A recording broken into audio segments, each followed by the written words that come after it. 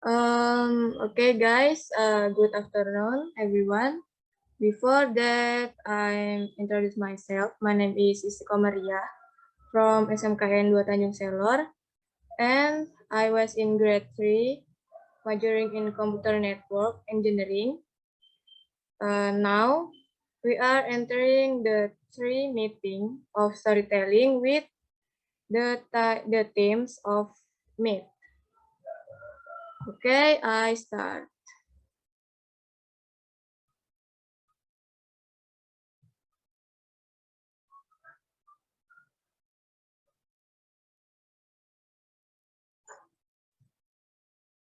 Meat is considered a high-quality protein because it contains amounts all the essential amino acid. Thus, eating meat can also strengthen the immune system and speed up system recovery. Meat contains a number of minerals, especially rich in iron, zinc, and selenium. Steak, fried chicken, bacon, pork belly, and sausage are the best. Eating meat has become a trivial matter for many people. Don't don't consider anything as proper food animals are involved. Amazingly enough, meat has been a luxury product for decades. Besides, next, today you can get a cheeseburger from $1. Paradoxically, meat is the most inefficient way to feed humans. If you look at it on a global scale, our meat diet is literally eating up the planet. Eating meat causes global warming because meat increases gas emissions. That amount of gas emissions due to meat consumption in each country is different. Reporting from the BBC, the contribution of greenhouse gas from meat accounts for more than 50% of all greenhouse gases caused by humans. Next, turning the earth into a game eater. Humans raise many animals for food. Currently, about 23 million chickens, 1.5 million cattle, and about 1 million pigs and sheep. There are so many mouths to feed. So we've turned the earth into a giant feeding trough in order not to have to bet an impact on the global scale. One of the things we can do is reduce consumption of meat and dairy products. In addition, attention, what is no less important is getting used to consuming the food consumed to prevent the accumulation of food waste that continues to mount. Next, 83% of its agricultural land is used for animals husbandry, for example, as pasture and farming fodder crops, such as corn and soybeans. That's 26% of the total land area of the earth.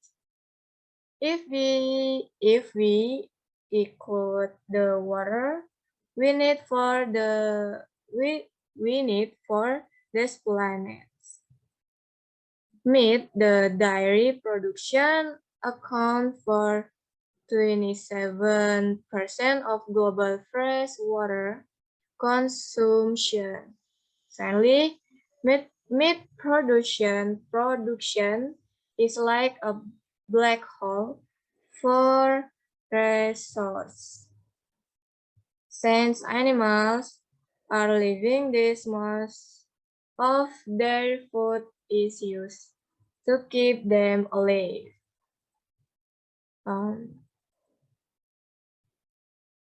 Thank you guys. Next participant, Gabriel. Are you ready? Yes, I'm ready. Okay.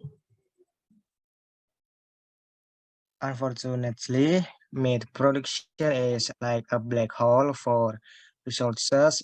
Since animals are living things, most of their food is used to keep them alive. While they grow their taste parts, only a fraction of the nutrients from fodder, crops, and up in the meat we buy in the end. Next, please.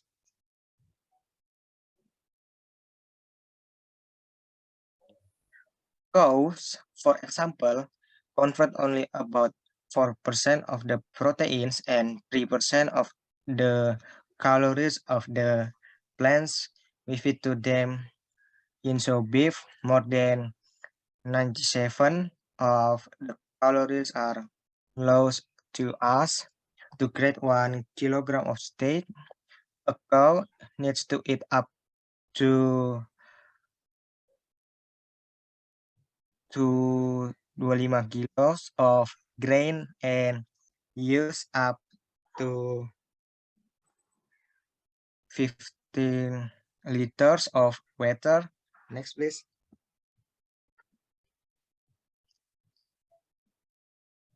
Animal products are guzzling up tons of food, but they only make up 15% of the calories humans eat. According to projections, we call nourish an additional 3.5 billion people if we just ate the stuff we feed to animals.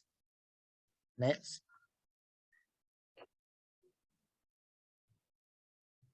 To make our favorite food group even more unsustainable, about 15% of all greenhouse gas emissions caused by humans are created by the meat industry as much as by all ships, planets, trucks, and cars combined. Next. And there's another aspect to meat. Pigs, cattle, and chicken are not the ones writing the history books, but if they were, humans would appear as rampant genocidal maniacs that thrive on suffering. Thank you, Steve. Okay, thank you, Gabriel. Just continue the Zahren. Are you ready?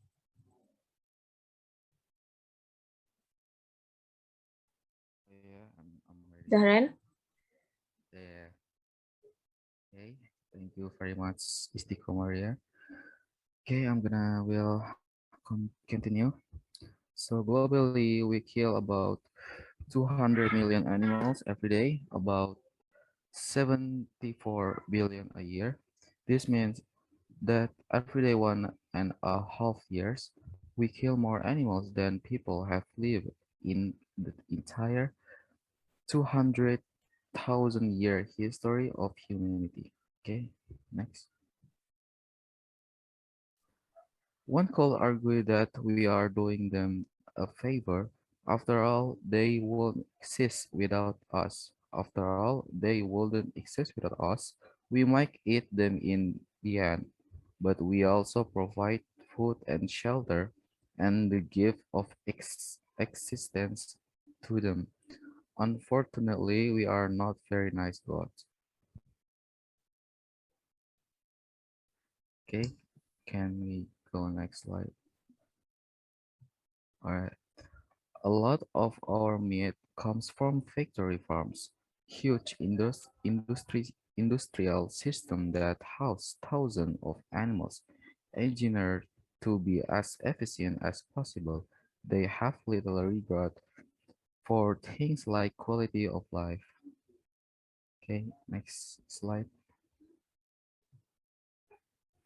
Most pigs are raised in gigantic windowless sheds and never get to see the sun, so are kept in pens too small to turn around, where they give birth to one litter of piglets after another until it's their turn to be turned into bacon.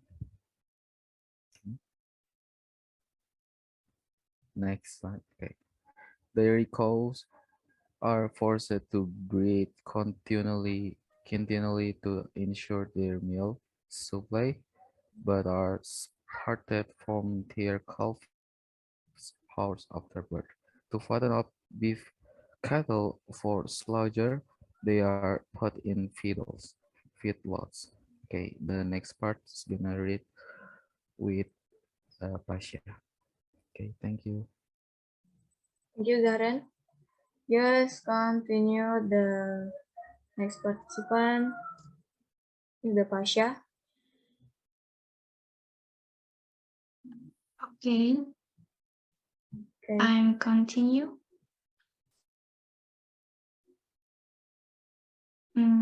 Confident pants where they can run and put on weight more quickly to make it possible to keep them so tightly together without dying of disease. The majority of antibiotics we use are for livestock up to 18% in the use. What? Okay. Which helps in the short term, but also fuels antibiotic resistance. Okay, next.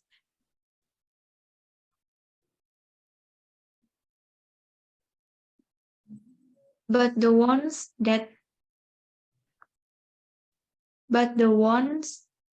might have got the worst deal are chickens.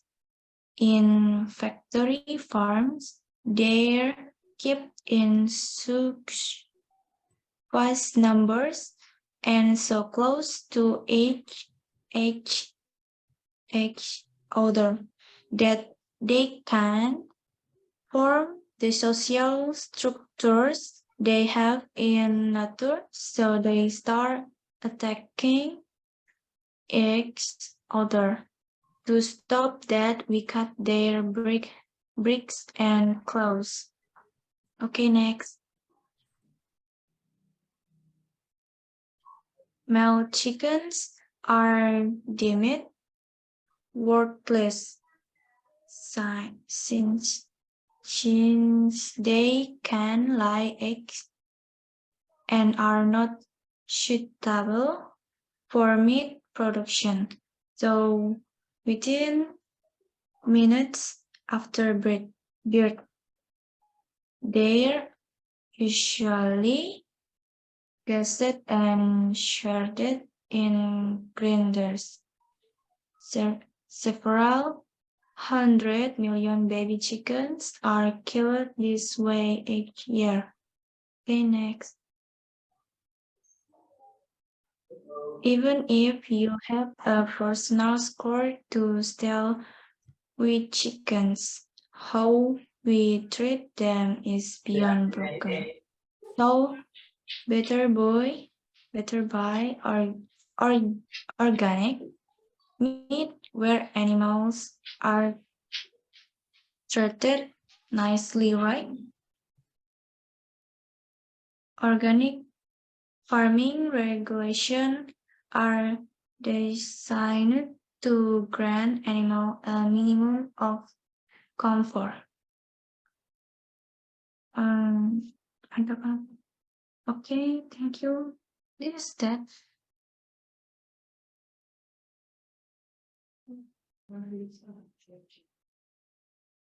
Wait a minute.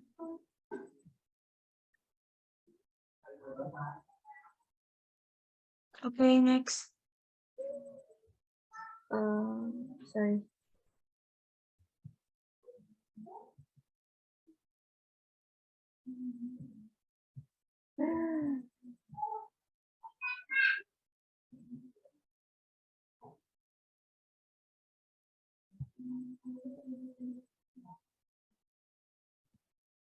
The problem is that organic is an elastic term. According to EU regulations, an organic hen still might share on square metric of space with 5 other. Okay, thank you, Stikoria. Yeah, Thank you. Yeah, thank you, Pasha. Next participant.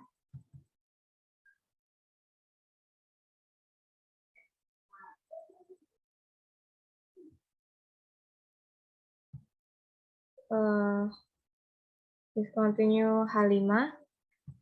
Are you ready? Yes, I'm ready. Yes. Okay, wait a minute.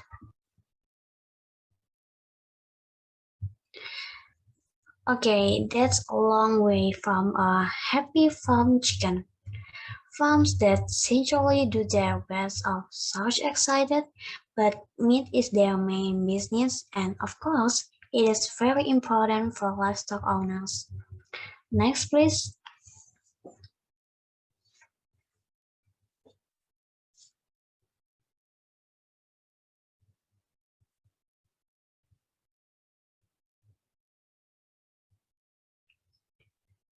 Organic labels are a way to charge more money, and countless scandals have exposed medium producers looking for a way to cheat the system. Next.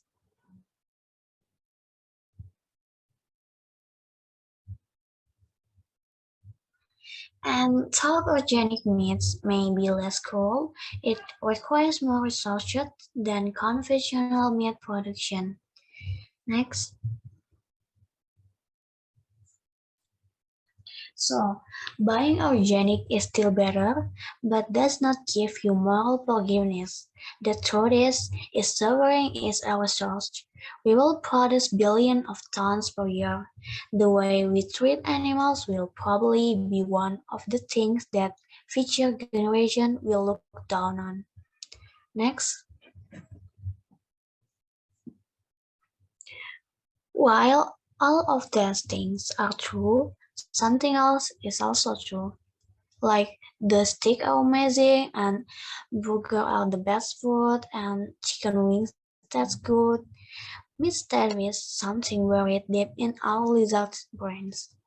And we hardly ever see how our meat is made. We just eat it and love it.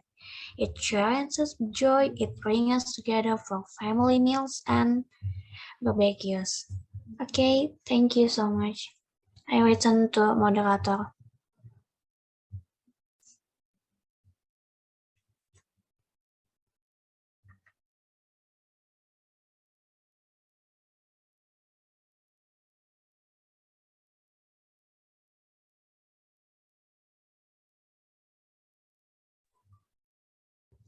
Okay, thank you, Halima.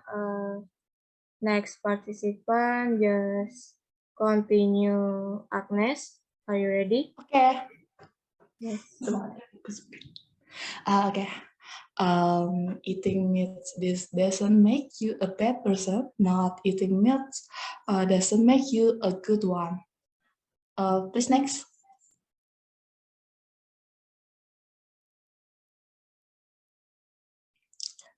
Okay, life is complicated and so is the world we have created. So how should we deal with the fact that meat is extremely unsustainable and a sort of horrible torture? Next. For now, the easiest option is opting out for more often. Taking a meat-free day per week already makes a difference. If you want to eat milk produced with less suffering, try to buy from trusted producer with a good track record, even if it costs more. Next, to make an impact on the environment, go for chicken and pig rather than lamb and beef as they convert their feed more efficiently into milk. And if you're going to have your steak, you should eat it too. And average America draw out nearly a pound of food per day, a lot of which is meat. Next, in the future, back. In the future, science could get us clean milk. Various startups have successfully grown meat in labs, and our solutions like this are still a few years away.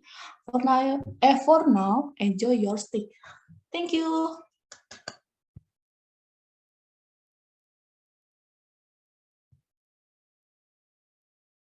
Okay, thank you, Agnes. The next participant is just continue. Rasmi, are you ready? Yes, I'm ready. Just a moment.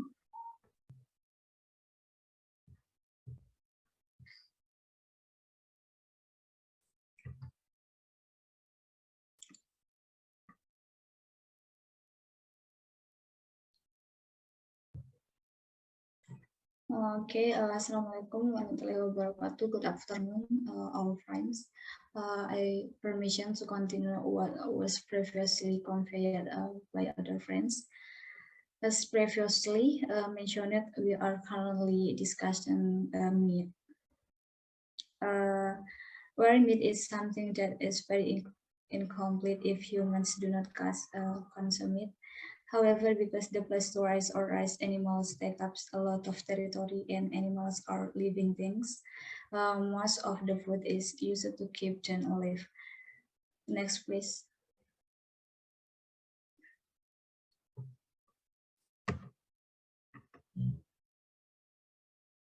Okay, just a moment.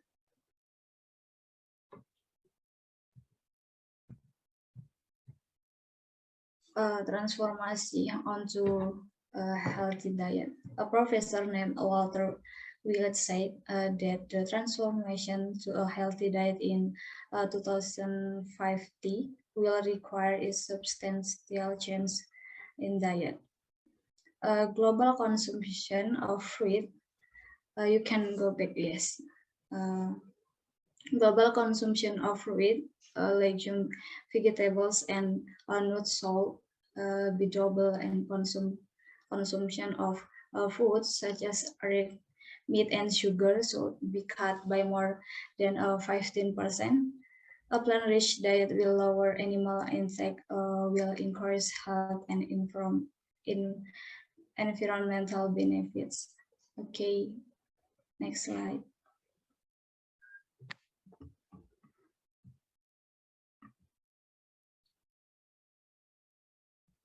If nothing is done, the world is failing to meet the goals of sustainable development, unity of nation, and the Paris Agreement. And our children will inherit a highly degraded planet Earth and growing numbers of people will suffer from malnutrition and preventable diseases. Okay, maybe you can the next slide.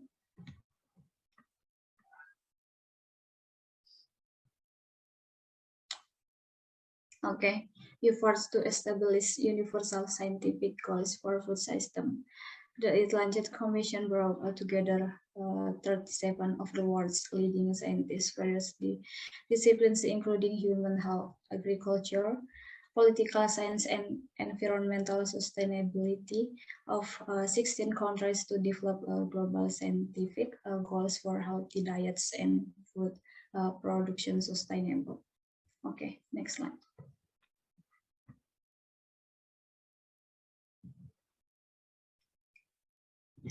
Planetary health diet. By reviewing the available scientific evidence, the Atlantic Commission developed a scientific objective global policy for healthy diets and sustainable food production and integrated goals. This universal scientific framework into a common framework, safe operation space for the food system in order to identify planetary healthy diet, which is healthy and friendly environment. Maybe from me, that's all. Thank you.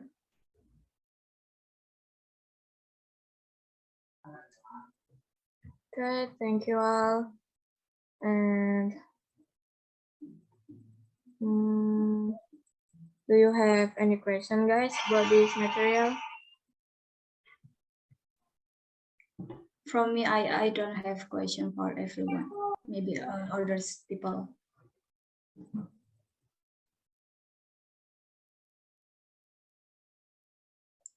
Agnes, maybe you have question for everyone, but don't me. But don't for me. But don't for me. Okay. Now I don't have a question. Maybe Halima.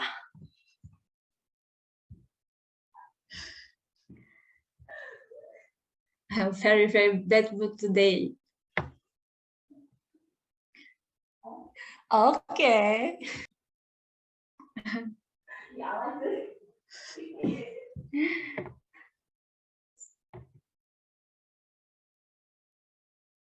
Maybe you can close in the meeting, Istiqo Maria.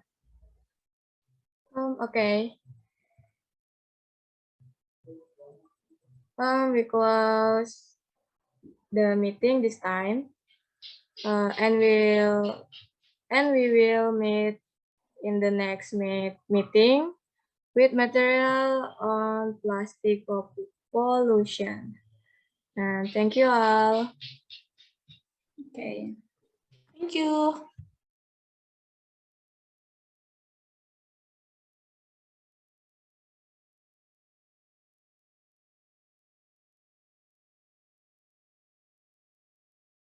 Okay guys, selamat sore. Sore. Perkenalkan, nama saya Istiqo Maria dari SMK Negeri Tangsel, kelas 3, jurusan Teknik Komputer dan Jaringan. Pertemuan kali ini kita membahas tentang dengan materi daging. Oke, izin share screen.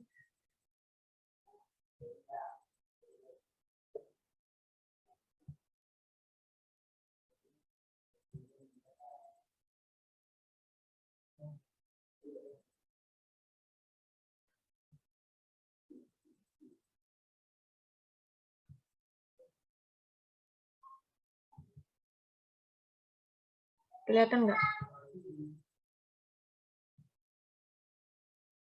Iya. Oke, langsung aja. Aduh, nutupin lagi. Daging dianggap nggak kelihatan lagi. Sebentar. Oke, daging dianggap sebagai protein kualitas tinggi karena mengandung hampir semua asam amino esensial. Dengan demikian, makan daging juga dapat memperkuat sistem kekebalan tubuh dan memulihkan sistem yang cepat. Daging mengandung sejumlah mineral, terutama kaya zat besi, seng, dan selenium. Nah, steak, ayam goreng, bacon, perut babi.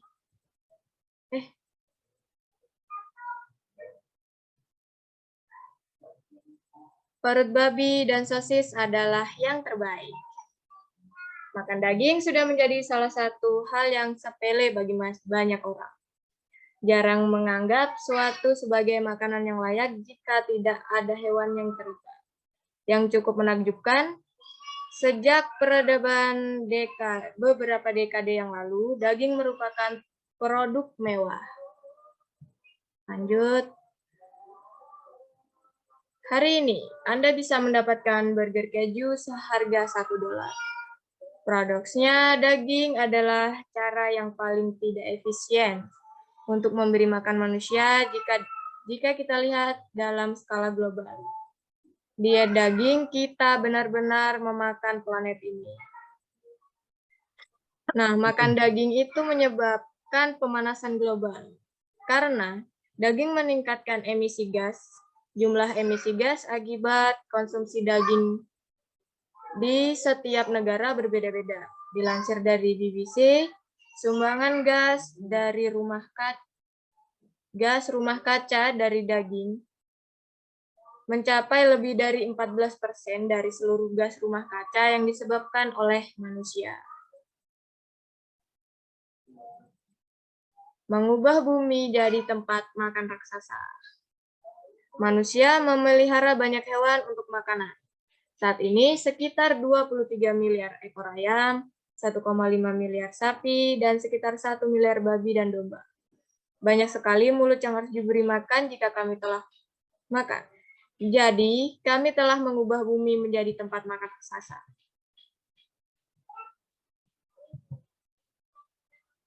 Agar tidak terlalu berdampak buruk pada skala global ini, salah satu hal yang bisa kita lakukan adalah mengurangi konsumsi daging dan produk susu. Selain itu, yang tidak kalah penting adalah membiasakan diri untuk menghabiskan makanan yang dikonsumsi untuk mencegah penumpukan sampah makanan yang terus menggunung.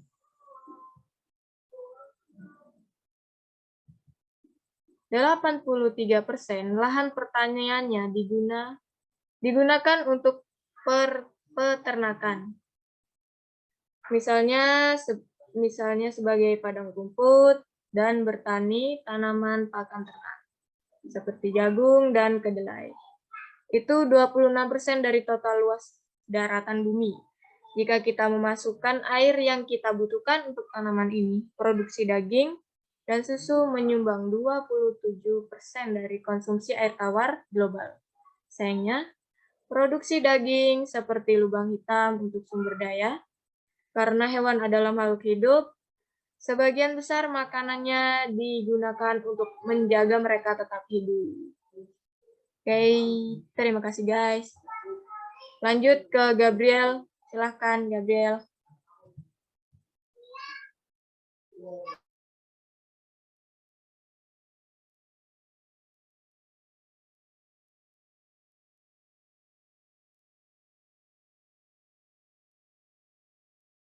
Halo guys, kalian dengar suaraku? Halo. Yes, iya kedengaran.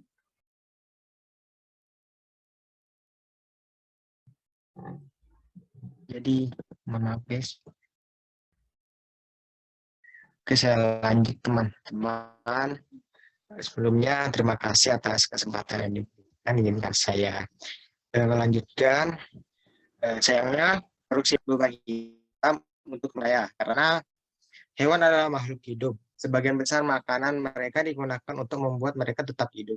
Selagi mereka atau hewan menumbuhkan bagian daging yang lezat, hanya sebagian kecil nutrisi dari tanaman berada di daging yang akhirnya kita beli. Lanjutnya, please.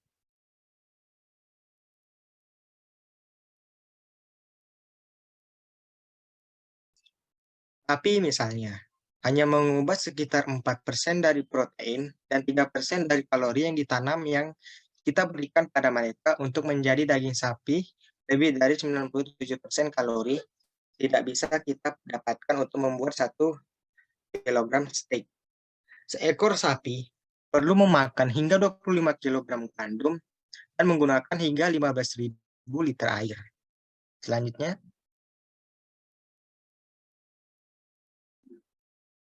produk-produk hewani memerlukan banyak makanan, tetapi mereka hanya menyumbang 18% dari kalori yang dimakan manusia. Menurut proyeksi, kita bisa memberikan makanan untuk 3,5 miliar orang lainnya jika kita hanya memakan makanan yang tidak kita berikan kepada hewan. Ya.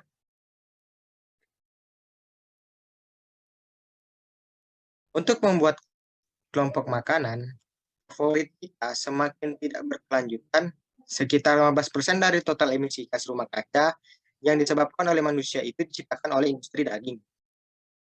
Yang semua itu setara dengan jumlah semua kapal, pesawat, dan mobil digabungkan. Dan ada aspek lain dari daging, mereka berasal dari makhluk hidup. Selanjutnya. Aspek lain dari daging, mereka bisa berasal dari makhluk hidup seperti kayak babi yang ada di gambar sebelah kanan paling atas, dan sapi di bagian tengah gambar paling kanan, dan ayam yang di paling bawah. Bukan yang menulis buku sejarah, tetapi jika mereka menuliskannya, manusia akan muncul sebagai maniak pelaku genosida yang berkembang dari penderitaan atau hewan. Oke, mungkin cukup sekian dari saya. Saya kembalikan kepada moderator. Terima kasih. Ya, terima kasih Gabriel. Selanjutnya langsung saja dilanjutkan oleh Zahren. Silakan Zahren. Terima kasih Tiko Maria. Saya akan melanjutkannya. Jadi secara global, kita membunuh sekitar 200 juta hewan setiap hari dan sekitar 74 miliar setahun. Ini berarti bahwa setiap 1,5 tahun, kita membunuh lebih banyak hewan daripada yang pernah hidup selama 200.000 tahun sejarah umat manusia. Oke, next slide.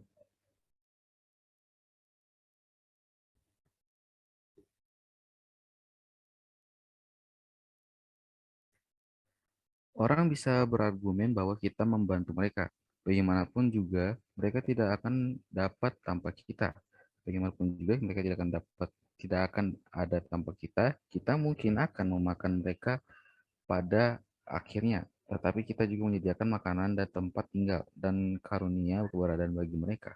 Sayangnya kita bukanlah dewa yang sangat baik. Oke, next slide-nya lagi. Banyak daging kita berasal dari peternakan pabrik, sistem industri besar yang menampung ribuan hewan, direkayasa untuk menjadi seefisien mungkin. Mereka tidak terlalu memperhatikan hal-hal seperti kualitas hidup. Oke, ke halaman selanjutnya. Sebagian besar babi dibesarkan di kandang raksasa tanpa jendela dan tidak pernah melihat matahari. Babi betina dipelihara di kandang yang terlalu kecil untuk diputar, di mana mereka melahirkan satu demi satu anak babi, sampai tiba gilirnya untuk diubah menjadi daging. Sapi perah dipaksa untuk berkembang biak terus-menerus untuk memastikan pasokan susu mereka, tapi dipisahkan dari anak sapi mereka untuk beberapa jam setelah lahir. Untuk mengemukan sapi, potong untuk disembelih, mereka dimasukkan ke dalam feedlot. Oke, sepertinya sekian itu aja. Selanjutnya akan dilanjutkan oleh Pasya. Terima kasih. Ya, terima kasih Zahren. Selanjutnya langsung dilanjutin sama Pasya. Silakan Pasya. Terima kasih Stiko Maria. Akan saya lanjutkan. Kandang terkurung di mana mereka tidak bisa berkeliaran dan menambah berat badan lebih cepat. Untuk memungkinkan mereka tetap bersatu tanpa mati karena penyakit, mayoritas antibiotik yang kami gunakan adalah untuk ternak hingga 80% di AS, yang membantu dalam jangka pendek, tetapi juga memicu resistensi antibiotik. Oke, slide selanjutnya.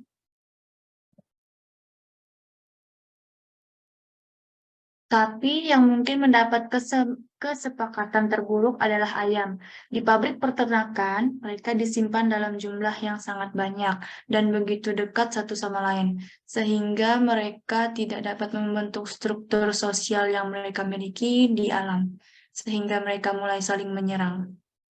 Untuk menghentikannya, kami memotong paruh dan cakar mereka. Oke, slide selanjutnya. Ayam jantan dianggap tidak berharga karena mereka tidak bisa bertelur dan tidak cocok untuk produksi daging. Jadi dalam beberapa menit setelah lahir, mereka biasanya digas dan diparut di penggiling. Beberapa ratus juta anak ayam dibunuh dengan cara ini setiap tahun. Oke, next slide. Bahkan jika Anda memiliki skor pribadi untuk diselesaikan dengan ayam, cara kami memperlakukan mereka tidak dapat dipatahkan. Jadi lebih baik beli daging organik di mana hewan diperlakukan dengan baik, bukan? Peraturan pertanian organik dirancang untuk memberikan kenyamanan minimum bagi hewan. Oke, next slide.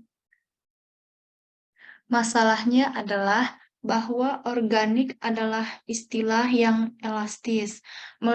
Menurut peraturan UI, seekor ayam organik masih dapat berbagi ruang seluas 1 meter persegi dengan 5 lainnya.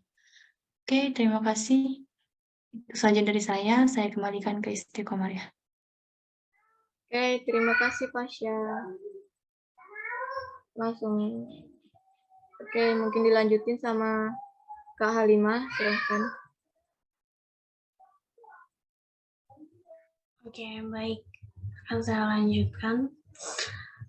Jadi, ini adalah peternakan yang berbahagia, berbanding terbalik dengan yang sudah diceritakan oleh beberapa teman kita yang tadi, bahwa di peternakan itu nggak semuanya itu bahagia lah gitu ya. Mungkin bagi miliknya, oh ini peternakan kami ini sudah bahagia banget gitu, kami benar-benar merawat para hewan kami dengan baik, tapi enggak ya, masih di sini.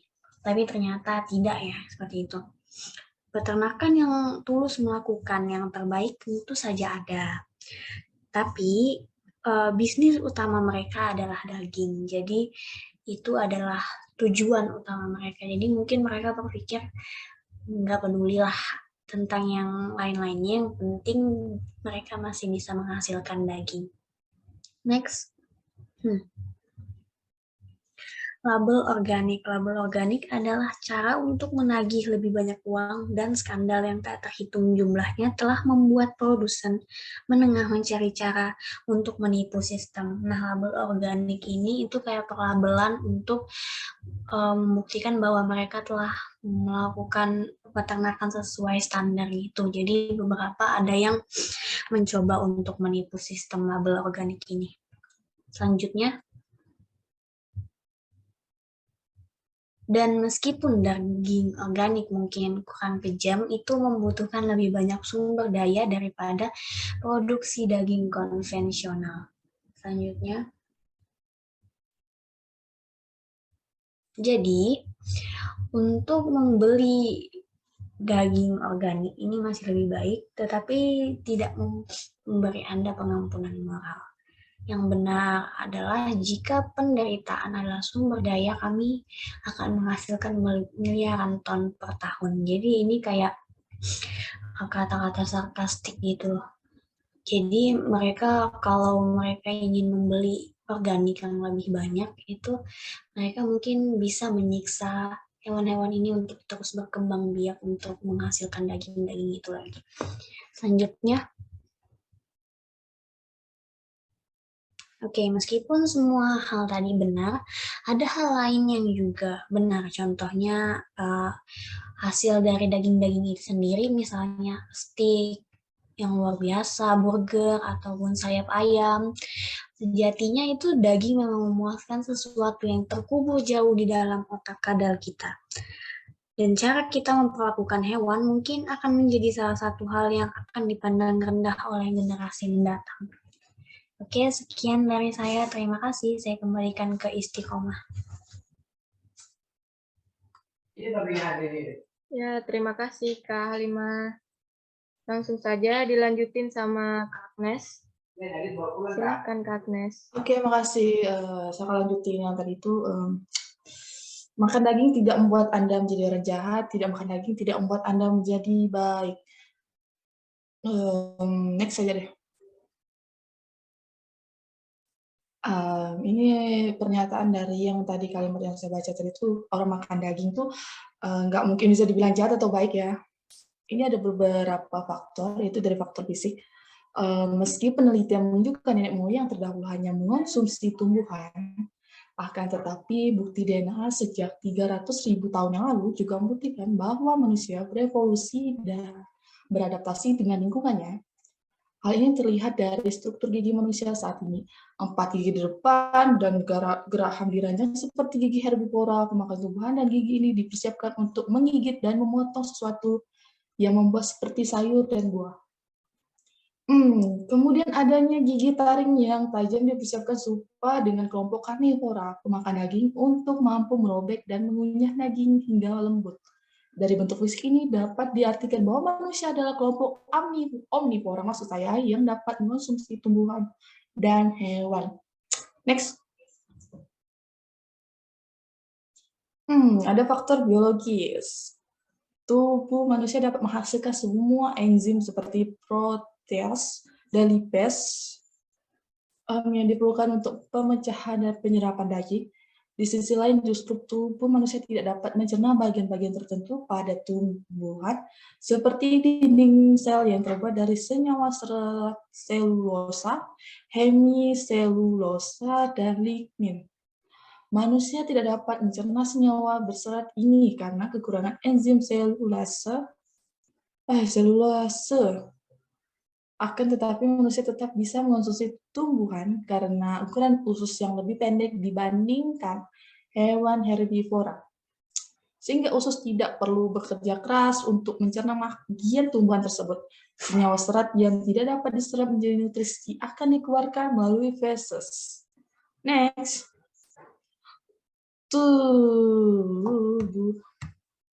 Saya ulangi. Faktor kebutuhan nutrisi. Tumbuhan tidak memberikan nutrisi tertentu yang dibutuhkan tubuh. Vitamin B12 yang diperlukan untuk fungsi normal sistem saraf dan pembentukan sel darah merah. Nutrisi lain seperti kreatin, vitamin D3, dan asam lemak omega 3 seperti DHA juga tidak diperoleh dalam pola makan nabati. Akan tetapi nutrisi ini sebenarnya tidak hanya didapatkan dari daging. Pola makan vegetarian atau plant-based yang masih mengonsumsi ikan dan produk turunan hewan seperti susu dan telur juga menyediakan nutrisi tersebut. Lanjut. Ada faktor kesehatan. Berbagai penelitian menyebutkan bahwa pola makan omnivora dengan konsumsi berlebih daging tertentu memiliki resiko yang tinggi terhadap berbagai penyakit. Meskipun daging memiliki nutrisi tertentu yang tidak dimiliki tumbuhan, akan tetapi konsumsi daging juga dapat memicu penyakit jantung dan kanker. Karena daging merupakan sumber pangan yang tidak tinggi kolesterol, maksud saya sekaligus mengandung asam lemak jenuh. Sementara vegetarian dan vegan secara konsisten terbukti melindungi dari penyakit jantung. Pola makan nabati juga dapat membantu melindungi terhadap risiko kanker, namun dengan catatan pola makan nabati harus direncanakan dengan baik serta tetap mengonsumsi suplemen yang tepat. Dengan begitu, pola makan nabati dapat memberikan nutrisi yang dibutuhkan tubuh. Selanjutnya mungkin, terakhir, terima kasih.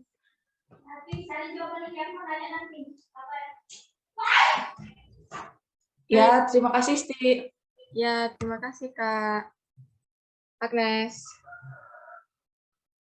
Langsung aja dilanjutin sama Kak Rasmi.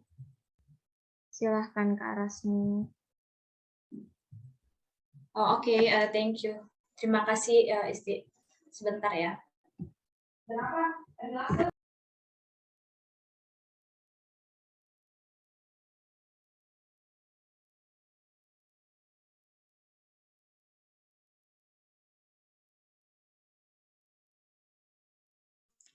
Baik, sebelumnya terima kasih atas kesempatan yang diberikan kepada saya untuk melanjutkan pembicaraan pada pertemuan kali ini.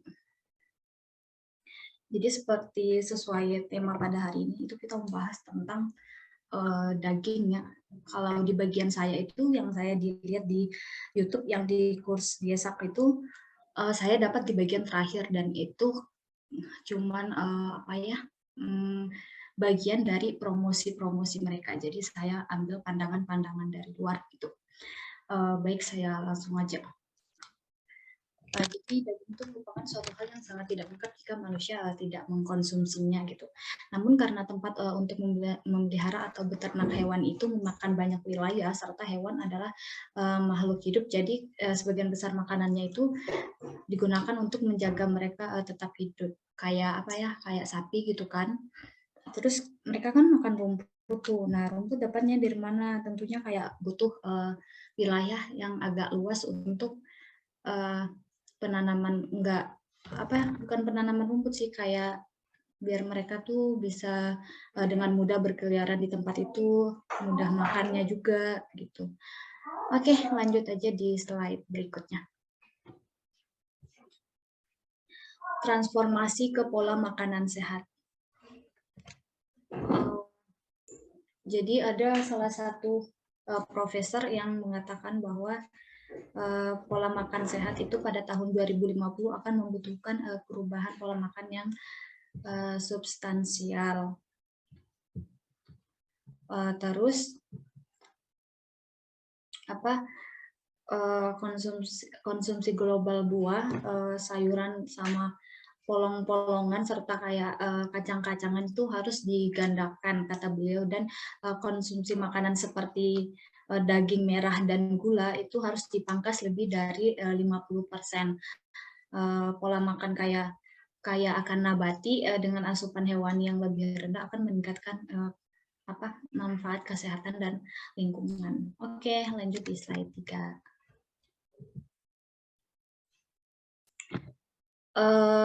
Jika tidak ada tindakan, dunia berisiko gagal memenuhi tujuan pembangunan berkelanjutan, persatuan bangsa-bangsa, dan perjanjian Paris. Juga kayak generasi-generasi yang akan datang itu kita cuman bisa mewarisi planet bumi yang telah kayak sangat terdegradasi, dan semakin banyak penduduk akan mengalami kekurangan gizi dan penyakit yang sebenarnya bisa dicegah gitu.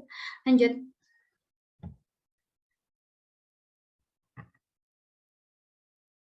Upaya untuk menetapkan sasaran ilmiah universal bagi sistem pangan.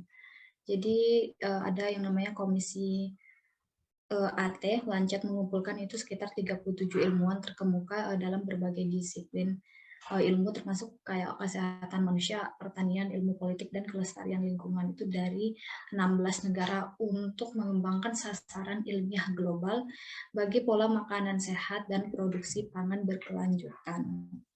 Lanjut. Oke, kesehatan planet. Dengan mengkaji bukti ilmiah yang ada, Komisi AT Lancet mengembangkan sasaran ilmiah global untuk pola makan sehat dan produksi pangan berkelanjutan, serta mengintegrasikan sasaran ilmiah universal ini ke dalam kerangka kerja umum. Ruang beroperasi yang aman, safe operation space untuk sistem pangan, agar dapat mengidentifikasi planetary diet yang sehat dan ramah lingkungan. Dari saya itu aja sih. Terima kasih.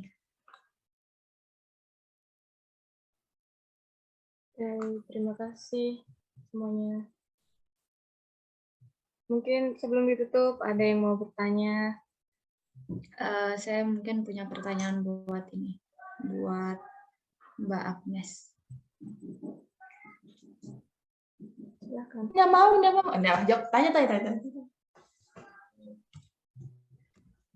Itu Mbak, tadi Mbaknya ada di slide yang tentang faktor biologis.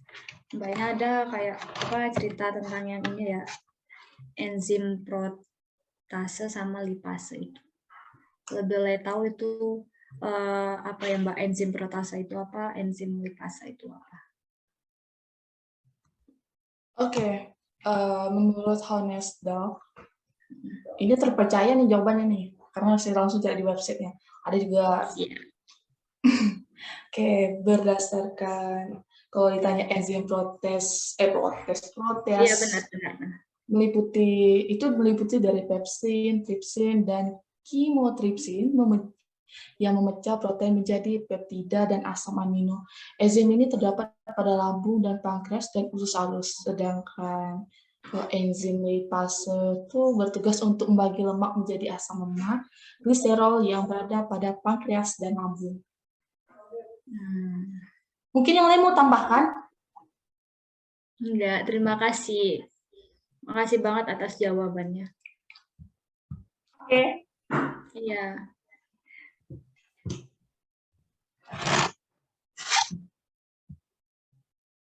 Oke, silahkan yang mau bertanya lagi. Kalau ada.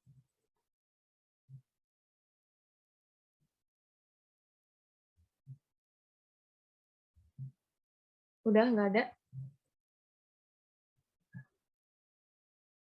Aku mau tanya dong. Oke. Ini on off topic sih. Sorry, salah. Maksudnya di luar dari topik. Kalian makan daging berapa kali sehari sih? Istiluan. Kalau ada tiap hari. Kalau ada. Ya kalau ada aja sih, nggak tentu. Kalau Rasmi? Aja. Rasmi makan daging terakhir tadi pagi. Kalau yang lain gimana? Udah makan babi kah? Daging apa dulu, Kak? Apa? Daging apa dulu? Daging babi nggak apa-apa buat kamu. Canda. Kalau saya sendiri sih setiap hari sih makan daging sih. Cuma daging ikan. Ih, enak kali lah. Yang lain? Kalau ada aja sih, Kak. Oh, kalau ada nggak apa-apa. Aku juga sih kalau ada. Kalau Halimah? aku sih tergantung budget ya, Ping. Atau mungkin kamu mau membelikan aku? Ya, tunggu aku pulang dulu ya ke Cimahi. Nanti kirim. Nasi Padang cuma 15.000 kok udah pakai daging sapi, Ping. Cuma sepotong doang kok. Ya, sudah tidak ada yang mau tambahkan lagi mungkin. Ini berapa menit lagi nih? Udah langsung di closing aja. Oke lah. Oke, kita tutup pertemuan kali ini dan kita akan bertemu di pertemuan berikutnya dengan materi plastic pollution. Terima kasih semuanya. See you. See you next time. Ini untuk Pink.